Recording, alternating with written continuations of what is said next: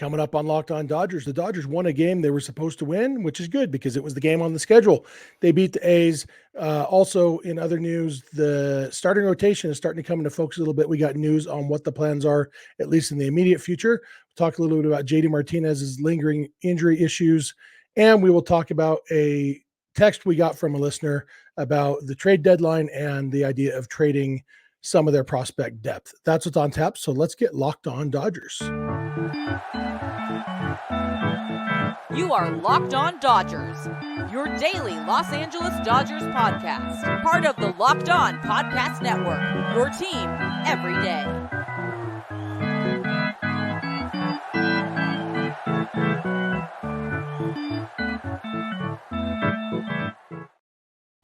Hey, Dodger fans, this is Locked On Dodgers, part of the Locked On Podcast Network, your team every day. Thank you for making Locked On Dodgers your first listen every weekday morning. Remember, this show is free and available on all podcast platforms and on YouTube simply by searching for Locked On Dodgers. Or even better, go and subscribe wherever you watch or listening right now. Then you can be an everydayer just like we are. If this is your first time with us, I am Jeff Snider. My normal co-host is Vince Samperio, although it's just me today. Vince and I are both lifelong Dodger fans just like you are. We've also both spent time covering the Dodgers in the press box and the locker room, so we're not quite insiders, but we're bringing you the smart fans perspective on our boys in blue every weekday morning. This episode of Locked On Dodgers is brought to you by eBay Motors. A championship team is about each player being a perfect fit. Same with your vehicle. So for parts that fit, head to eBay Motors and look for the green check. Stay in the game with eBay Guaranteed Fit. ebaymotors.com. Let's ride. eBay Guaranteed Fit, only available to U.S. customers. Eligible items only. Exclusions apply. And yeah, the Dodgers pounded the A's on Wednesday. Is that what day it is? Wednesday night, 10-1. Jumped out on a huge lead. They were facing a pitcher named either Harris Hogan or Hogan Harris. I think it was Hogan Harris. I think I decided his parents probably named him after Hulk Hogan, and that's why he has a Hulk Hogan style mustache, maybe. Anyway, when you face a guy named Hogan Harris who has an ERA over 6, and you're a team like the Dodgers, you expect to put a beating on him, and that's what the Dodgers did. They knocked him around. They scored 7 runs in the first 2 innings, and he made it through a 3rd inning, 3 innings, 8 runs allowed. And Dodgers just kind of dominated the way you hope they would in a game like that. And it's something that we talked a little bit about this yesterday. It's almost like a no-win situation. It's big deal. You beat the worst team in baseball. Well, they're the team that was on the schedule. And, if anything, these games are more important because these are the games that you're supposed to win. Oral and Steven talked a little bit about that during the game. And then Jerry and Nomar talked about it on the post-game show. And then Dave Roberts was even asked about it after the game by the media about these games that you're supposed to win. And these games are the most important ones to win because they're already kind of penciled in as wins when you're factoring in how the season's going to go. And so if you lose these, it's almost like losing twice because you're not just losing a game, you're losing a game everybody already assumed you were going to win. And in baseball, you can't assume that. The A's have 30 wins this year. That's not very many. It's the worst in baseball. It's also 30 wins. 30 times they've gone up against a team that was better than them, and they've won the game, including 2-1 series against the Braves, who are the best team in baseball. And so they are major leaguers. And Roberts was pretty diplomatic about it when he was asked about it, but he didn't give the full diplomatic answer of, you might expect one of those cliches. Well, they're all big league players every game, can't take anything for granted. That's a good ball club over there. And we just got to go out there and do our game and, blah, blah, blah. But Dave Roberts was diplomatic. He said not to take anything away from them, said that kind of stuff. But then he said, yeah, these are games that we expect to win. And he was pleased with the effort the team put out. And that was kind of something that stood out to me was the effort. The Dodgers did a really good job of not taking this game for granted. And you could see it even in the first inning. You had the Dodgers within 3 pitches. They were already up 1-0. Mookie Betts hit a double on the 2nd pitch of the game. The 3rd pitch of the game, Freddie Freeman hit an RBI single. Dodgers are in the lead. They eventually loaded up the bases for Chris Taylor, and there's 1 out, bases loaded. And Taylor hit a ground ball to 3rd base. And he didn't take anything for granted. And neither did, I can't remember who was on first base at the time. I probably could if I thought through it. Probably Max Muncy, I guess. And nobody took anything for granted on this chopper. that could have been a double play. And instead, Muncie's going hard to second. And so the third baseman Diaz fields it, looks to second, realizes no sure thing. I just got to take the safe out at first. But in that split second hesitation of looking at second, because Chris Taylor was busting it out of the box, Taylor beats it out for an infield single and an RBI. So instead of a double play or at least one out for the second out, they get no outs and a run in. Next batter, James Outman hits a ground ball to second base, ground ball to shortstop up the middle. That the shortstop takes it himself to second, and then Outman beats the throw to first base. So after 2 balls in a row that could have been double play balls, instead the A's got a total of 1 out of it, and the Dodgers got 2 runs out of it. Like, I know it's the first inning, and maybe you're more intense in the first inning, and it was only 1-0 before those 2 sequences started, but it's still the A's. And the fact that the Dodgers were all out intense, and even later in the game, Ahmed Rosario beat out an infield single. And at this point, it was 10-1. It was a meaningless at bat, but Rosario wasn't taking anything for granted. He beat out an infield single. And I love that effort against a team like this, in a game like this, that the Dodgers, they played hard. And Dave Roberts did his job of protecting players from themselves. He took Mookie Betts out of the game early. Betts got 3 plate appearances and he was out. And then his replacement, Jason Hayward, hit a home run on the first pitch he saw. He took Freddie Freeman out of the game later. You get these guys off their feet, but the guys who were in the game were playing hard. And I love to see it. It was impressive. And overall, the Dodgers ended up with 13 hits. They had, 13 hits, 3 walks, and a hit batter. And so that's 17 base runners. I think that's the same number they had yesterday, because yesterday they had 7 hits and 9 walks and a hit batter. 17 base runners in each of the last 2 days. You know what? When you get 17 base runners, even if you do leave, how many did they leave on base tonight? They left 5 guys. 17 base runners and still only left 5 on base. Like, it's huge. And it was a little bit higher in yesterday's game, but you get 17 base runners, you're going to score a lot of runs. You're going to win a lot of games. And yeah, it's just the A's, but they were the team that was on the schedule. And by the way, yesterday during this show, when I was reading the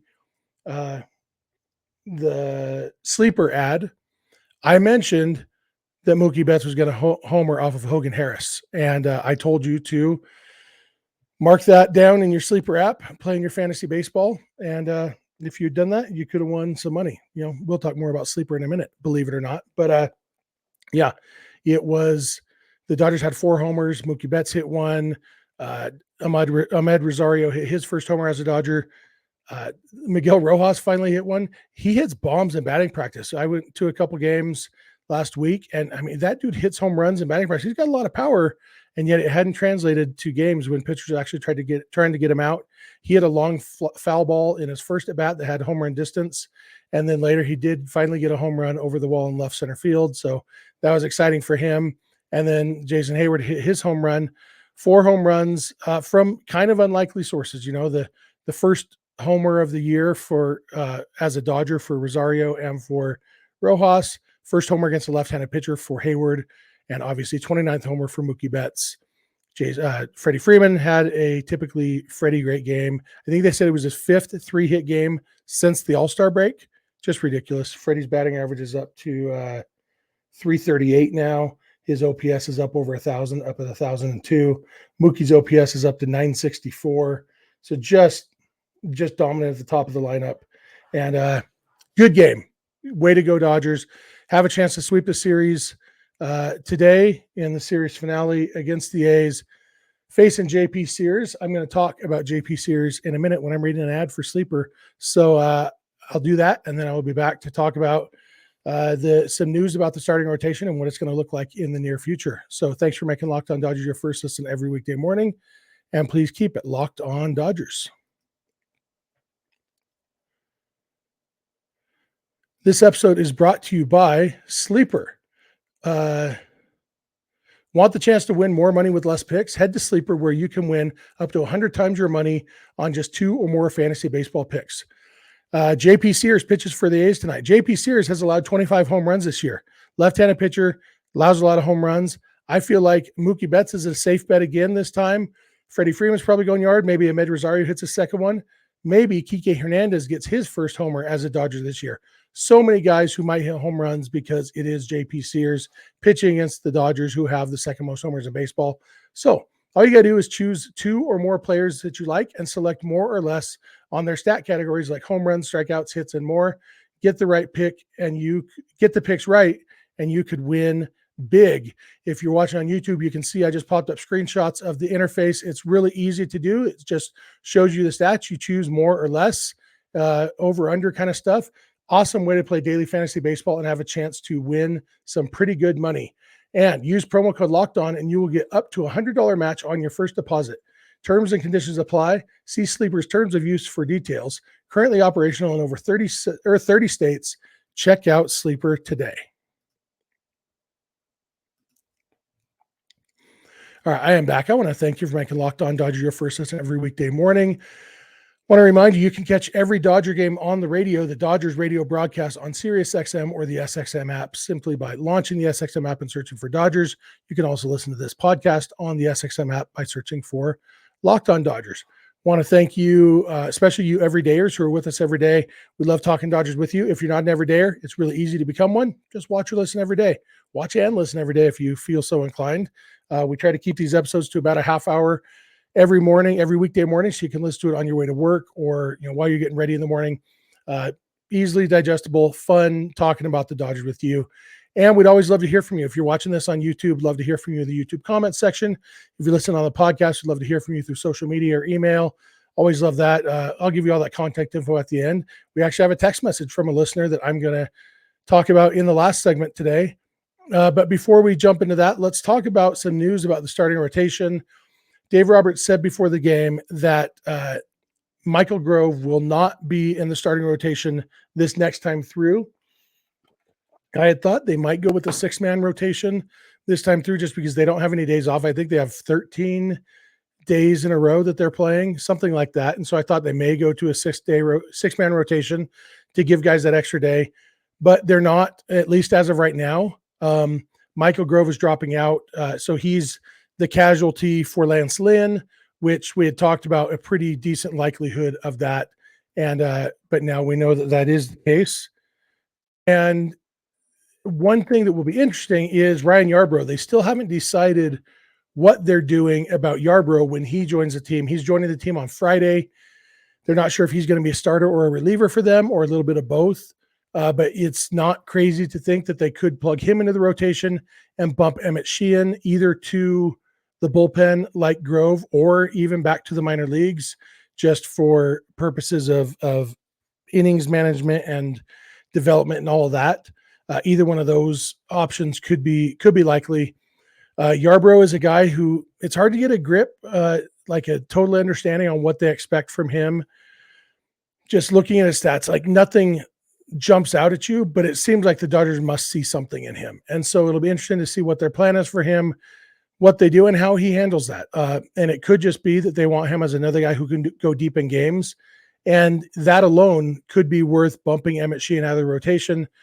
Just because Sheehan, sometimes he's gone 6 innings a couple times, but he's also gone quite a bit less than 6 innings a few times. And for purposes of saving the bullpen, they may just want that consistency of knowing they can expect more length from a guy. And even, a guy like Yarbrough or a guy like Lance Lynn, these guys who are veterans who you're not worried about, protecting their arm as they're developing, all of those things, you can lean on those guys a little bit more. We saw them not lean on Tony Gonsolin in this game. We were informed before the game that he was coming in with a pitch limit of 80 to 90 pitches. He ended up throwing, I think, 84 pitches, something like that, in 5 innings. It looked like he might be able to get 6, but that last inning or two, his pitch count started to climb up. And Dave Roberts said after the game that also, in addition to the pitch count climbing up, his stuff was just not quite as crisp. And really, Gonsolin had traffic on the bases almost every inning. And, it wasn't his best game. There were sometimes you thought, well, we're lucky he's facing the A's who aren't good enough to capitalize on some of these opportunities. And whether that's the case or not, we don't know how many runs he would have allowed to a good team with his stuff the way it was tonight. But, again, that's who was on the schedule. And it was good to get 5 innings out of him. Yancy Almonte came in and pitched 2 innings. It was kind of interesting that Almonte went over a month straight without allowing an earned run. He got lit up on June 14th at a game I was at on my son's birthday, and then he didn't allow another earned run until last weekend against the Reds when he got lit up again. But in between then, he was very good. But now he finds himself throwing 2 innings in a blowout game, and which kind of would indicate that he's near the bottom of the bullpen pecking order at this moment. Almonte threw 2 innings, Alex Vesia threw the 8th inning, and then Ryan Brazier pitched the 9th inning. And so that's kind of with Phil Bickford gone, with Justin Brule gone, that everybody that's the pecking order right now.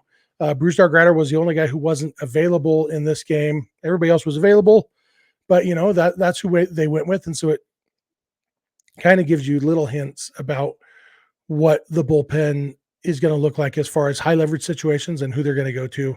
And that makes sense with that. Right now, the Dodgers don't really have any bad relievers or any guys who you think, because there were times early in the season, it's like, well, it's a blowout. Let's go with Brian Hudson or whoever, Phil Bickford again.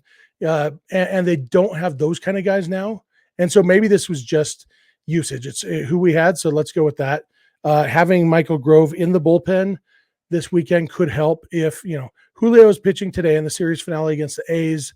I'm excited to see how he does. Hopefully he can use this bad team as a way to get himself refocused on just commanding his pitches. Like we've talked about a few times, his stuff is still good. It's mostly when he does struggle, it's usually a command thing more than a stuff thing.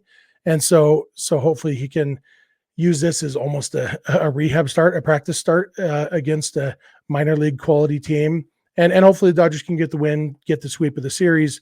Then Bobby Miller starts the 4-game series against the Padres down in San Diego. That's going to be a tough series. The Padres are a good team. They're only 8.5 games back now. The Giants beat the D-backs again on Wednesday night, which means right now, looking at the standings, the Dodgers are 2.5 games ahead of the Giants, and they are 5.5 games ahead of the D-backs and 8.5 ahead of the Padres. So the Padres are only 3 games behind the D-backs now. Padres are only 4 games out of a wild card spot, although they'd have to leapfrog 3 teams, I think it is, to get into that last wild card spot. So it's not so much the games back, it's the fact that you're that many games behind 3 different teams. And so you have to leapfrog them. That makes it hard. But the Padres, if you look at like quality of play, their run differential is 4th best in the league. The Braves are at plus 159 in the National League. Dodgers are at plus 101. The Cubs are at plus 77, and then the Padres are at plus 75. Better than the Giants, even though the Giants are ahead of them. Giants are only at plus 26. D-backs are at -3. Rockies are at minus 160. And that's kind of how it is right now, that the Padres are probably better than where the standings show them. And so it's going to be a tough series. They're still going to get fired up. They did a little bit of buying. They got Rich Hill and Ji-Man Choi at the trade deadline from the Pirates.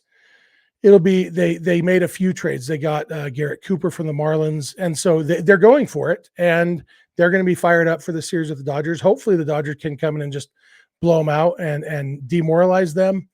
But it's going to be a challenge, especially on the pitching side. Bobby Miller is going to have to pitch his best game. We'll see how everything goes. But it's going to be a tough series in this 4-game series against the Padres. So Michael Grove coming out of the bullpen might be necessary if one of the starters doesn't get deep in the game. And maybe Emmet Sheehan by then will also be in the bullpen for long relief if they do decide to put Ryan Yarbrough in the rotation. So we've gotten a little bit more clarity on what the rotation will look like. There's still some questions to be answered, and that'll be fun. So we'll see what happens. I'm going to come back in a minute. I'm going to talk a little bit about JD Martinez's lingering issue, what they might do if he needs to go on the IL. And I will talk about a text message from a listener about trading from prospect depth. So thank you for making Locked On Dodgers your first listen every weekday morning, and please keep it Locked On Dodgers.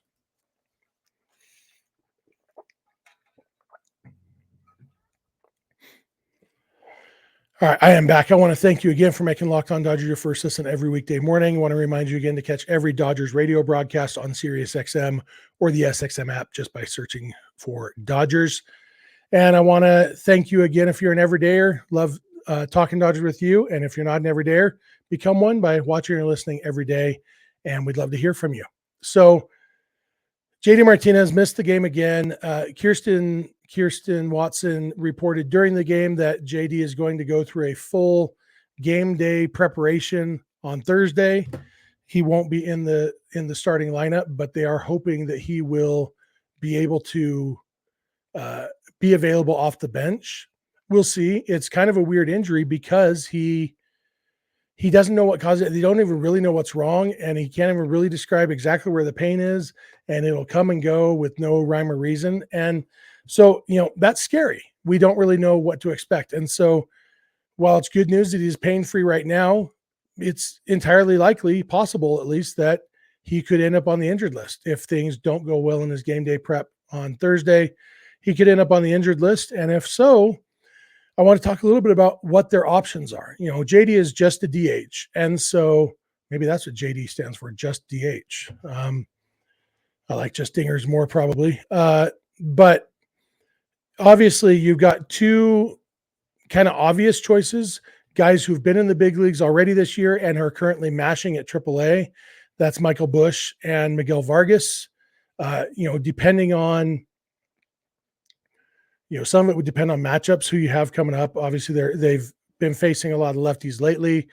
I assume they're going to get Blake Snell and probably Rich Hill this weekend with the Padres. But then, I haven't looked at how the Padres rotation lines up, honestly.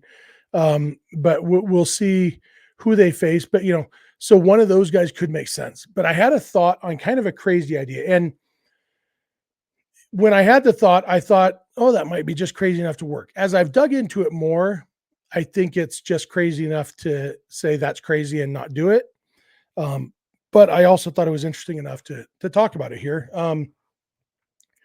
If JD Martinez were to go on the injured list, and we've talked in the past about Austin Barnes and the need for him to, need a couple weeks off to go on the injured list for a little bit, just get recharged or whatever. Somebody pushed back on that idea, claiming the phantom injured list doesn't exist. And while it's true that teams don't just make up injuries out of whole cloth, the fact is, at this point in the season, every player has something that would justify an injured list stint if necessary. That's the nature of a baseball season. And whether it's Mookie Betts' ankle or, Max Muncy fouled the ball off his shin, if they needed to give one of those guys a break, they could absolutely justify putting him on the injured list. It's no different with Austin Barnes. A catcher, there's something that could justify a trip to the injured list if they so chose to do that. Obviously, you have to have a little bit of buy-in from the player. If it's not an obvious, if your leg's not broken, not a clear injury. But I'm saying that's possible. If they did decide to do that, if JD needed to go on the IL too, what if they called up either Vargas or Busch and also went with Diego Cartaya, who is the only other catcher on the 40-man roster right now? And part of the reason you don't want to call up Cartaya is because at his age, at his level of development, he needs to be playing regularly. That's what's best for his development. And so you can't call him up just to be the backup catcher, because there's no playing time to be had there, and that's not going to be good for his overall development. But if the DH spot is open too, and you could call him up and say, you know what, if you're going to be up for, even if it's just 10 days, say it's 10 days with Austin Barnes on the 10-day IL, you're coming up for 10 days, and you're going to play 6 of those games, 2 of them at catcher and 4 of them at DH. And then you've got the other 6 games at DH to use, either Busch or Vargas, whoever you called up, or, a variety of players. But that gets Diego Cartaya 6 games in the big leagues, getting at bats against big league pitchers. And yes, it does start his service time clock, but the service time clock stops again when you get sent down. And so, adding 10 days of that, it's not the end of the world for purposes of that. They don't have to make a roster spot. If they were going to call up Hunter Fiducia or Patrick Mazeika or the other guy, David Freitas, the guys who are the AAA catchers, none of those guys are on the 40-man roster. So they have to make a 40-man roster move to call those guys up. Cartaya is on the 40-man, so they could call him up. And The problem with this plan, as I dug into it more, is that Cartaya has been sucking at AA this year. He's had some decent power, but he's batting 179 with a 609 OPS. He's striking out in 30% of his at bats. It's been a rough season so far offensively for Cartaya. Now, 609 OPS is more than double what Austin Barnes's is. What would a 609 OPS translate to in the big leagues? Probably not worse than the whatever 252 or whatever Austin Barnes has right now. But it wouldn't be good probably. Cartaya probably wouldn't hit really well, but he does have power, and it might be, the experience could be decent. And so while his performance at AA hasn't inspired anybody to make this move, it is something that's, crazy enough to think about at least. Anyway, just thought I'd throw that out there for you guys. Last thing I want to talk about today is a text message we got from our buddy Greg in Bartlett, Illinois. Greg contacts us through text message. I'll tell you how you can do that at the end of the show. And he said, hey guys, like many or most Dodger fans, I'm disappointed with the results of Freeman's efforts at the deadline. It would have been great to get an ace level starter, but that's not my only beef. At some point in their development, prospects are declining assets, and the Dodgers have too many of them, too close to MLB. Also, they've got some positional weaknesses in the system, most notably left-handed pitching. Finally, there are issues with the 40-man and the Rule 5. So why not trade MLB-ready or close guys for high-ceiling prospects who fill positional gaps and are 2 or 3 ways away from MLB? Something like Michael Busch, Andy Pages, Michael Grove, and Gavin Stone for a couple high-ceiling left-handed pitching prospects. I'm interested to know what you think. Thanks, Greg. And I love the question, Greg. And I understand where it's coming from. I think those kind of trades you're talking about are more the kind of trades that happen in the offseason. Because at the trade deadline, everybody's either a buyer or a seller. And what you described is really a trade between 2 sellers. Hey, here's some of my minor leaguers for some of your minor leaguers. Or 2, not even sellers. It's like, however you look at it, most of these trades are a team that needs guys who are currently in the big leagues who can help them go to the playoffs, and they're trading prospects for them. And so these minor leaguers for minor leaguers trades don't make a lot of sense at the trade deadline, but they would make a lot of sense in the offseason. And looking at the Dodgers list of who's coming up eligible for the Rule 5 draft, they are going to have to make some moves, and I wouldn't be surprised to see some moves like that. As far as specifically left-handed pitching, I'm not that concerned about handedness. It's more about the ability to get outs. Most guys who end up starting pitchers don't have big platoon splits because they have enough pitches that they can handle guys from both sides of the plate. But whatever their needs are, I wouldn't be surprised to see the Dodgers doing some of these 2-for-1, 3-for-1 kind of trades, even among prospects, just to thin out their, try to trade some of their depth for higher ceiling stuff. It wouldn't surprise me at all, but I think that's more likely to happen in the offseason. But thank you, Greg, for the question. That's going to do it for me for today. Thank you all again for making Locked On Dodgers your first listen. Remember, again, you can check out every Dodgers radio game on SiriusXM or the SXM app just by searching for Dodgers. If you're not an everydayer, check us out every day. Just watch or listen every day. It's fun. We love doing it, talking Dodgers with you. Hope you enjoy it too. You can follow us on Instagram and on Twitter at Locked On Dodgers. Vince is on Twitter at Vince since 91. I'm on Twitter at Snidog, and the DMs are open in all of those places. Our email address is lockedondodgers@gmail.com, and our phone number for voicemails or text messages is 323-863-LOCK-5625. We are here every weekday morning, and we hope you'll be here with us.